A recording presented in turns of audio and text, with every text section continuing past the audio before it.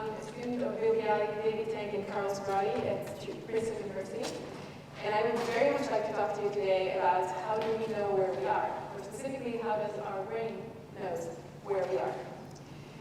So let's start with our frame. The first thing we would like to have is to have some animal behavior that we can track. Tracking means we would like to quantify it, right? This is what we do in physics.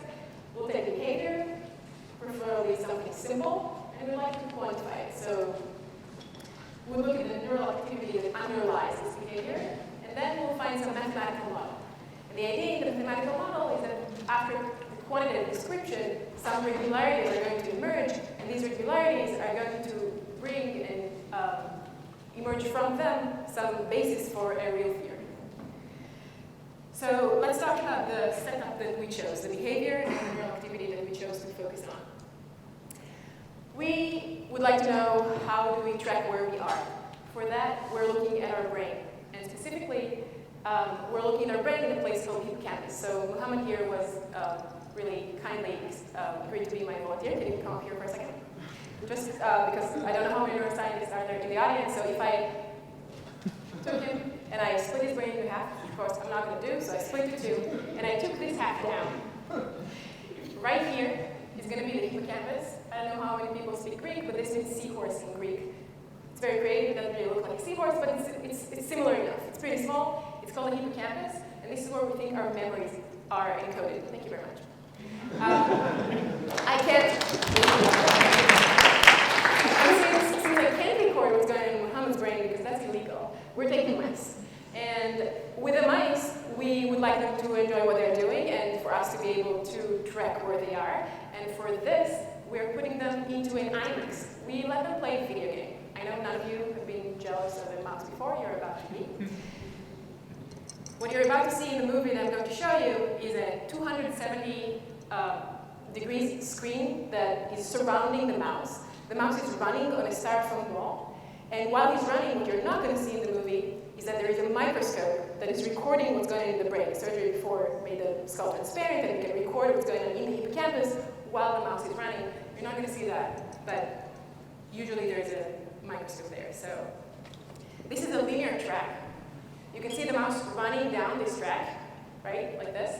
And when it hits the wall, this is going to loop. It just starts from the beginning. They do this for like 30 minutes. They run for their lives. They enjoy running very, very much. Every time they reach the end, a water drop is the reward for them. And when they satiate, they no longer want to run. All right. So why are we recording the hippocampus and why are we recording in the mice?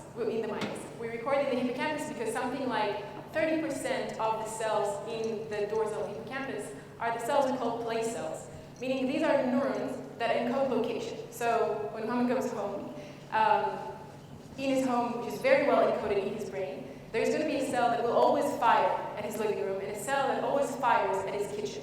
And this is kind of a cognitive map that each of us has in our mind.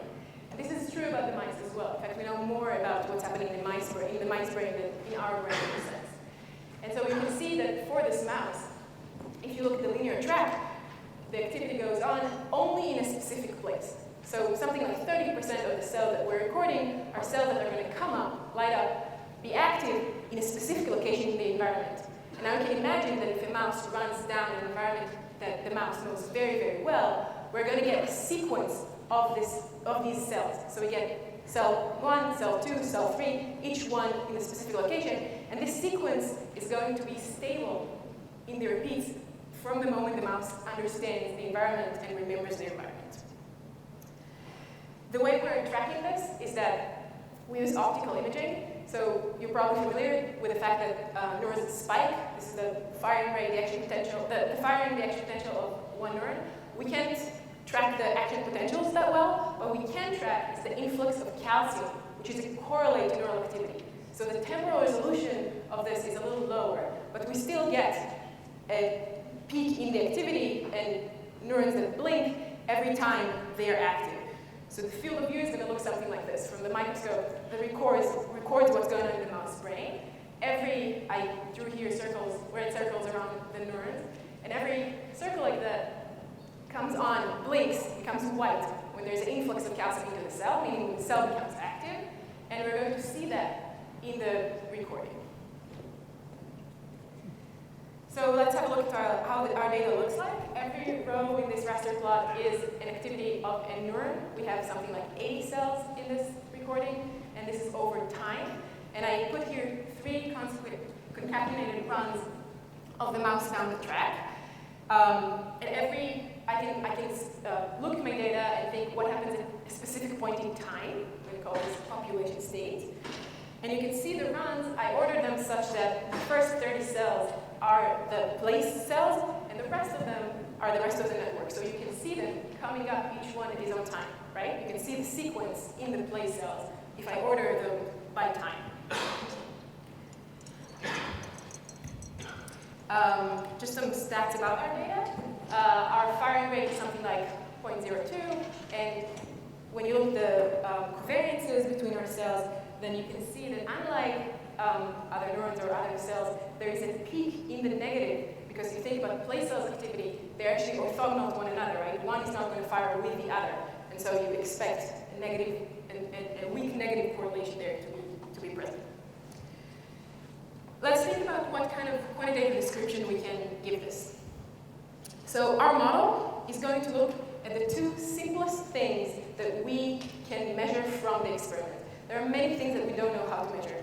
Neuroscience is heading forward with wonderful, wonderful progress technically. However, the 2 really simple things that still are the easiest to measure are just how much is my neuron firing, my firing rate for a neuron, and the correlation between my pairs. So I can decide to put more correlations in and to take like a 3rd order correlations and constrain them as well. But as the first pass, I'm going to try to just put the first thing, which is the firing rates, and the correlations between pairs of cells. I'm going to build a 2nd order model, and my model is going to be what we call maximum entropy. And the reason we call this maximum entropy is because these are the only 2 things that I choose to constrain. Everything else is going to be maximum disorder because I don't know what's happening with any other parameter in the system. So only firing rate and pairwise correlations, that's all I need. And let's see what we can have. So let's think about this as a signal that you saw before. One cell, the fluorescence goes up and down and up and down. This is a correlate to activity. And every beginning in time, if the cell is not active, I'm going to put a 0. But if the cell is active, I'm going to put a 1. I'm going to keep on doing this for every neuron in the system. And then I get a matrix of full 1s and 0s, which binarize and discretize this continuous signal of neural activity. And now the snapshots in time, I can decide to stop the full system, the full picture that you saw before, at every point in time. And when I look at one snapshot, I'm just going to have a full population state. Just if I stop this right now, who is active and who is silent. And what I'm really seeking, what I would really like to have, is to have the distribution of all these population states. What are the states that this system can assume? If I could record every possible neuron in the hippocampus, or at least everything that I am recording right now is 8 cells, and I could record them for as long as possible, what is the real distribution, right? This is how I can characterize what is going on, statistically at least, in the system. But I don't have this. I only have what I have until the mouse stops running, which means I have something like 20 minutes, maybe 30 minutes. I have a couple of runs. I don't have that much information. So I'm seeking the underlying distribution. What I have is a specific sample from it. I'm going to constrain the firing rates and the pairwise correlations, and I'm going to let everything else assume what it needs to be. And if you're looking at this, if I wrote -1s instead of 0s, I'm going to have an Ising model equivalence, right? Because I'm having, the thing about every neuron here is a spin. I can assume a binary state of +1 or -1, or with a neuron active or silent, and I'm having a 2nd order maximum entropy, meaning an Ising model for my network, where I need just a partition function and a Hamiltonian. These are computed numerically because they're a little hard to compute. It takes a couple of days to reach because we're doing full sampling in MCC. And before we're getting a closer look at my Hamiltonian, we are getting a closer look at our Hamiltonian. So if we're looking at a closer look, you can recognize the H's as our magnetic fields and the J's as our pairwise interactions. Of course, in the brain, no one is talking about magnetic fields, no one is talking about pairwise interactions as we think about them in spins. We are talking about them as parameters of the systems that are there for us to tweak. So for every single neuron, we're going to put the firing rate, sigma I, and for every sigma I, sigma j, we're going to put a pair of correlation. And we compute this, and we get full matrix of our h's and our j's, which are the parameters that we'll get out of our numerical simulation, of our numerical computation. And if you bear with me for a second and think about this actual cost function, right? This Hamiltonian is kind of our cost function in the calculation, then this Hamiltonian provides us with an energy landscape. And this is how probable is each state in our system, right? Because now what I have is not just a sample that I have. Now I can plug into my Hamiltonian. If I solve the full thing, I can plug in every possible snapshot that you can give me, every combination of 0 and 1. And when I plug this in, you can tell me how probable this is. You can tell me what is the energy of the state. And so we like to think about it as something that is going even beyond the analogy of energy, because we're actually we put in singles and pairs, and we're looking at the energies of the states. And the states that are going to be the most probable are going to be in this energy landscape, actually valleys, and the states that are the least probable are going to be peaks. We'll come back to this later. Let me just show you that we managed to actually do that. So can we fit the model? First of all, we're looking at the covariances. You just see the predicted versus observed, and the zoom in on the right for the correlations that we're doing pretty well. We can also predict. We can also try to predict and see that we're not only fitting, we're also predicting. First thing we'll try to predict is what is the probability of X neurons firing together? So what is the probability that only one neuron is firing in the system and everything else is 0? And what is the probability that 2 of them are going to do that? And as you see that we're doing pretty well until something like 6 or 7, and then we're becoming a little off, and that's mainly because we hardly have any samples, because these neurons, as I said, 30% of them are place cells. They don't tend, it's pretty sparse, and they don't tend to fire together too many times. So we hardly have any recording of 10 cells firing together. And we can try to see if we actually stopped right at the right place, meaning, is it okay that I chose a second order model and I didn't need to constrain my triplets as well? So can I predict my higher order correlations if I only constrain and only fit at second, at the pairwise? So we're doing pretty okay with the triplet correlations. I'm going to, zoom in. Oh, no, zoom in, I'm sorry. But if you zoom in, you can even see right there that with the ones that are we have the most samples from, we are actually being very accurate. Here we go, very soon. So we're being pretty accurate around the small ones. And we also can try to make predictions about how our probability versus energy is going to look like. So it has this funny structure, and we're actually getting this very accurately. And my favorite one among predictions is that we can actually look at the continuous signal and try to see what is the effective field, meaning how probable is one neuron to fire from his neighbors. And we get this pretty well. We can actually see that the effective field from the rest of the neurons for am I going to fire right now or not is pretty good. Right, so now let's go back to our energy landscape. We can fit the model, we can make predictions, and now let's see if we can say something about location and about the function of the system. Because we are fitting a model, but when I'm going to draw your attention to the fact that what we did not put in is I did not put in any information about the location of the animal. This was during time. I didn't even put the timing. There is no spatial information. There is no temporal information. I'm only putting in the interactions between the neurons, and I'm only putting in the simplest ones, firing rates and my pairwise correlations. Can I extract something about the location of the animal? Usually when the way place cells were discovered is that they were calibrated with their firing against the location along the maze. We're not doing that. We're not calibrating. Can we see where it is, and can we say something about that? So if we're thinking about a Hopfield model, we're thinking about these energy minima, this energy landscape being corresponding to the most probable states. The most probable states in a network that has to do with location encoding are going to be the place fields, meaning where I am should be something very salient for the network, if it's actually encoded. I'm expecting this to be represented in the states that are the most probable. So I'm thinking that the most probable states are going to be the energy minimum. And now I'm going to try and find these most probable states. So this is just an illustration. The landscape is, of course, n-dimensional and not two-dimensional, but just to wrap our mind around this. I'm going to walk on this energy landscape, and I'm going to flip a spin, meaning looking one vector, one combination of the zeros and ones, flipping one of them, going from 0 to 1 or from 1 to 0, and see now I plug this back to one Hamiltonian, and I'm looking at, am I going down in the energy or am I going up? And I'm going to only keep the ones that are going to let me go down. So I'm just going gradient descent on this, and trying to arrive at the places that are the lowest in the landscape, meaning the most probable in the system, my energy minimum.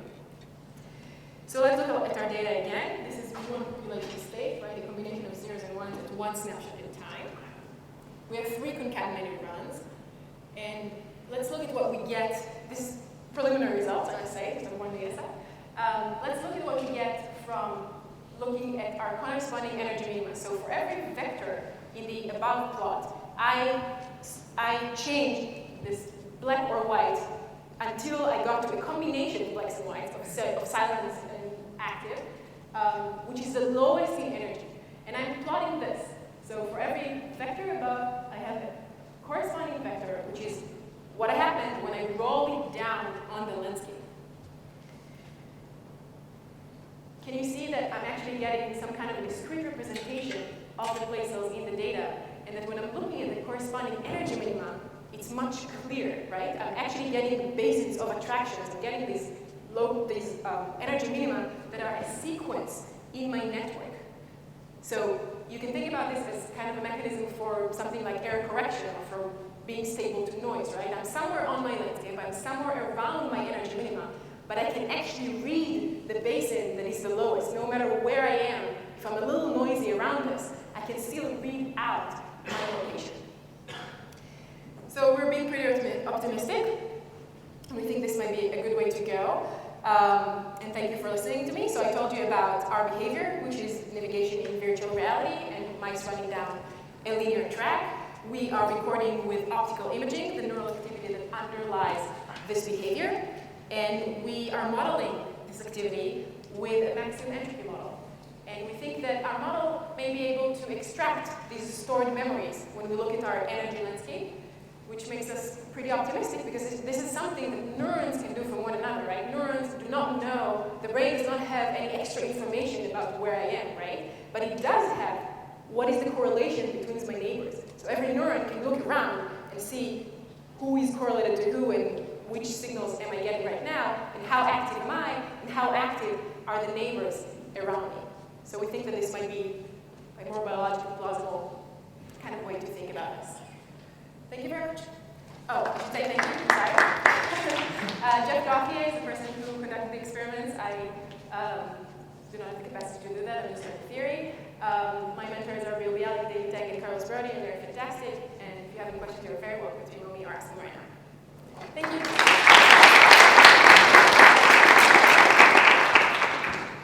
Yes? Did you average over mice, or are you able to tell the difference in the Ising parameters and the memories of different mice? I did not average over mice. Mice exhibit different behaviors. I did not even average between days of the same mouse, because mice tend to be more or less going around at their cognitive states. There are many things that change. And so for now, it's one data set, one mouse at a time. And I'm able to look at the differences between the different Ising parameters. And they're not too far away, but they're a little different.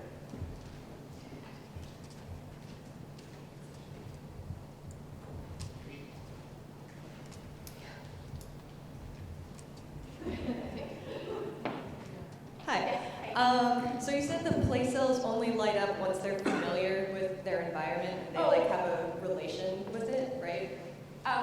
Let me get this more accurate. Maybe I was not all the way. So when a mouse, actually during training, when a mouse is introduced for the first time, place cells definitely light up. But the stability of the map is going to only happen once the mouse is familiar. This is how we tell the mouse is completely familiar with the environment. So over days of training, when the mouse is not familiar, you're going to see like all kinds of things line up and the sequence being changed and the mouse like not really understanding. two-dimensional, like a full room, not just a track, which is easier. Okay, so like how many runs does it take? Like how long is the training? It takes a couple of days. Thank you. Sure.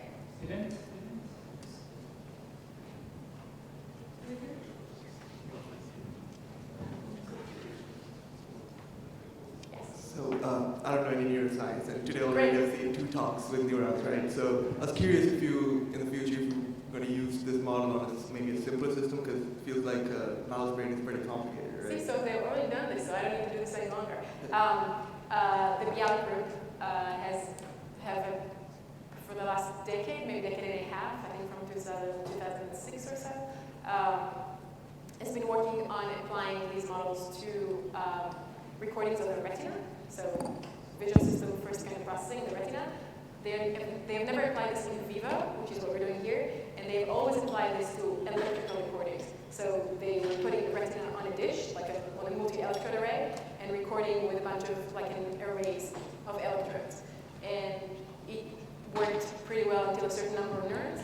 I'm going to summarize the results for this, maybe 2 things. One is that this was a good model for it, and the other is that from a certain number of neurons and up, it didn't capture everything that they wanted to capture. It no longer could reproduce third-order correlations or higher-order correlations.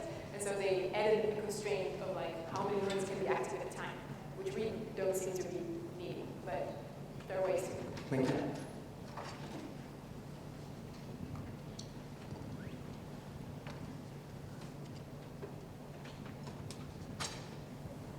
In your gradient descent approach, aren't you running into problems with the open minimum? It's a great question. I am, which is why, I guess I'm not in the algorithm which I presented to you, which is that I'm taking gradient descent that goes from an existing population state in my experiment, in my data, and I'm rolling it down. If I were to try and find all of the minimum, I'd be in a very big problem. But what I'm doing right now is very local, right? I'm taking the vector that I have and I'm rolling it down, which seems to be okay. But definitely, if I wanted to characterize all the space, so if you think about the space for a second, what I drew was a 2D manifold is not really the thing, right? What I actually have is kind of a hypercube, right? It's 0 and 1 for each neuron, and it's n-dimensional. This is very hard to explore. It's unclear how to look at dynamics of this thing or to move from one state to another. So we set down for now on taking existing vector and just trying to roll this down. So you don't try all combinations? So I don't try? All combinations of 0. So I was asking if I don't try all combinations of 0 and 1, the answer is no. Just before you say answer, Yes. While we are I wasn't sure about going next or curious about next. Yeah, what should we do about it? yeah, just go. Sorry. Yes, Joseph. So just a fast question. The search landscape, there are all the tools in there, and play with them. That's not a problem right now, at least for your size. Usually not a problem. The question I have is, I think it's very interesting. You have your model, by the time you have a mathematical model, you can say, okay, use I got my global probability distribution. I can get this sort of higher order correlations. That's okay. But when you try to get higher order correlations and convert into spatial information, that's where I missed a little bit. There's a lot of approximation there. Can you elaborate a little Yes. more how you get? Because you only can get higher order correlations. Then everything else you have to assume. Right. Assumption. So I'm not actually getting spatial coordinates. What I'm getting is a sequence, right? So what I'm getting is just how probable is each state. And it's true that the temporal order that you saw in what I plotted is definitely relying on the fact that I know where is the mouse going. So I ordered it. If I were to not know what's going on at all and only look at what goes on from the landscape, what I'm going to get is just a cluster, like a group of 5 or 6 very probable states, and I wouldn't know in which order to put them. So you're right. This doesn't have the spatial ordering or the temporal ordering inside it. We're still thinking. But assume that you know the previous information. But assume that I know that, then I can do it. We're working on ideas of how to try to maybe include some more temporal information such that we can extract this out. Because temporal and spatial here are kind of correlated. Mouse goes down, it's also the temporal sequence. time for one question? Sure. Seems like a good. What? I'll take it. So the place cells know about history, so you have a great system for, in some sense, giving the mouse a discontinuous journey through space, right? It could go some distance, and then you can flip your movie such that it jumps to a new space. Right. And so the question I have is the response of the place cell, if you jump discontinuously, the same as if you get there continuously? Does the mouse know the spatial temporal orientation of the signals, or does the mouse only care about the local time-independent information? It's what the model is sort of assuming. So do you ask, do I understand correctly, you ask me what happens if I close the mouse eyes at the beginning and I now dropped in at the end? Yeah, or you have the Am I movie going to get discontinuous. Yes. So there are not that many experiments answering this question, but there's a little bit, which makes me tell you that it's going to heavily depend on whether the mouse can recognize. So how well familiar is the mouse with the end? If the mouse knows really, really well every spot in the way, it's overtrained, as they usually are, then yes, it's going to be the same place cells that would light up if I had the full sequence. However, if I confuse the mouse, it no longer will be. For example, if I turn off the lights, I'm going to get something else because the mouse no longer recognizes